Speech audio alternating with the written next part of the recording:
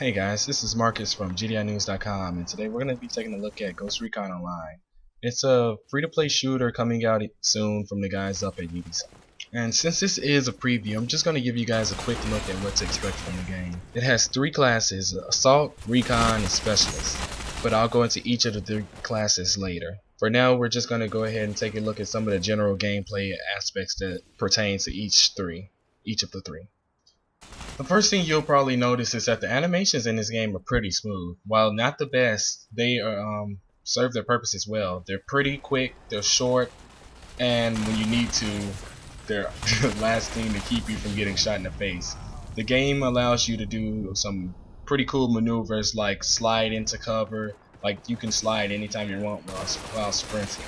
Just press the space bar and your person will literally slide on their back with their gun ready, and you can even shoot while sliding. It reminds me of Crisis 2 if you ever played that. But yeah, sliding pretty much the most important thing I could see so far when moving from cover to cover.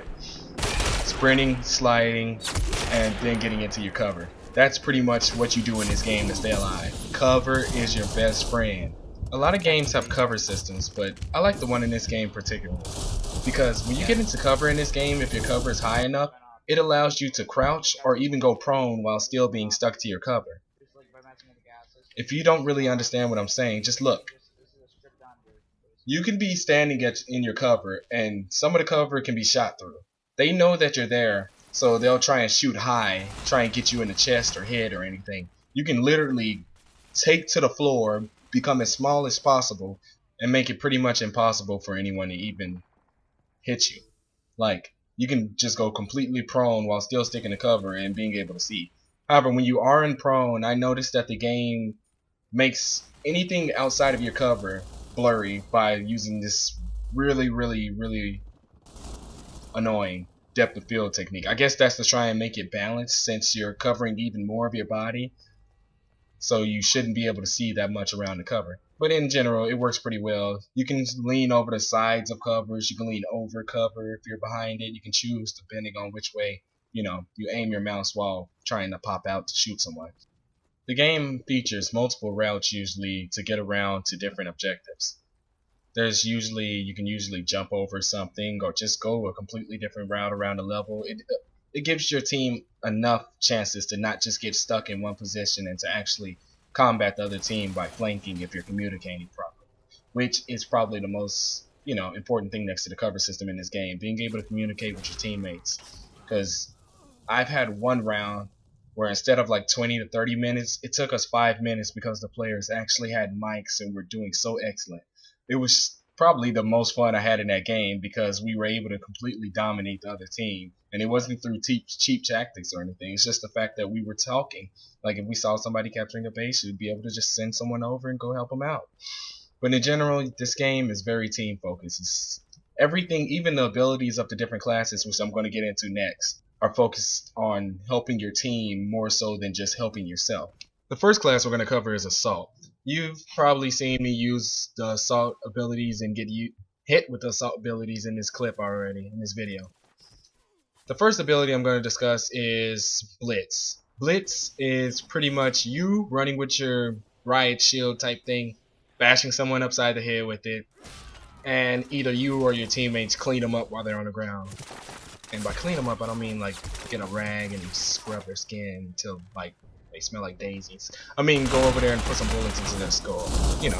Clean them up. The second ability is called Heat.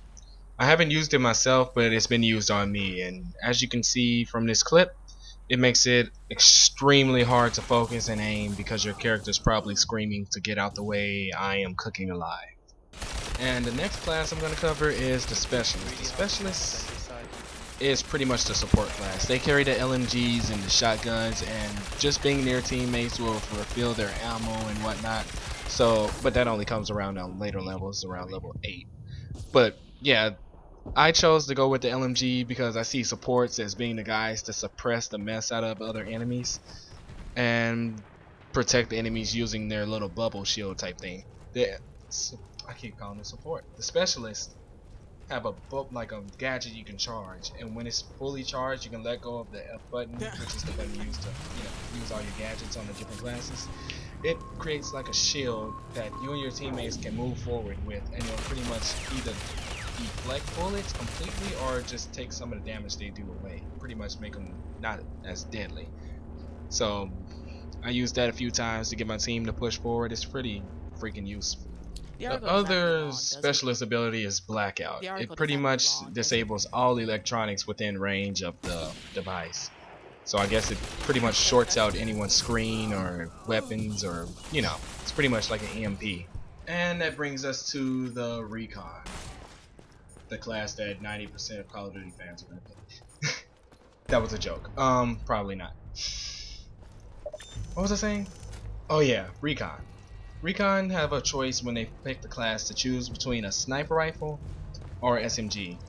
I chose SMG because most people who pick it choose the, you know, sniper rifle, and I think that you could do more damage while invisible with an SMG than you can with a sniper rifle. The sniper rifle, the moment you fire, you're gonna become visible and you're gonna have wasted it. If you can sneak behind a group of enemies with an MP5 and spray the mess out of all of them from behind, you get a few kills, not just one. But that's just my reason for picking it. But basically, the Recon class has the ability to go invisible. Recon also have an ability to sense other players on the map that are in front of them, using some power that's nowhere near as good as the ability to go invisible, so I don't know why anybody would use this one, but it's there. But all in all, the game is pretty darn fun. If you can get yourself a good team and people who know what they're doing, you'll love it. If you keep getting put on teams that have horrible teammates who sit in the back with snipers the whole time, you'll hate it. Well, sit in the back with snipers the whole time on attack, at least, when you're attacking. On defense, it's not as bad when people just sit back, because that's what you're supposed to do, sit back and defend. But in general, this game has immense, like, potential to be like a really good game. I don't even know. It may even be good enough like for like competitive play if you get, you know, good enough clans and whatnot in it. So if anybody from Ubisoft is watching this right now, make sure you implement clan support into your game. It'd be pretty awesome. Just saying. Because this game lends itself. It reminds me of the old Socom type games.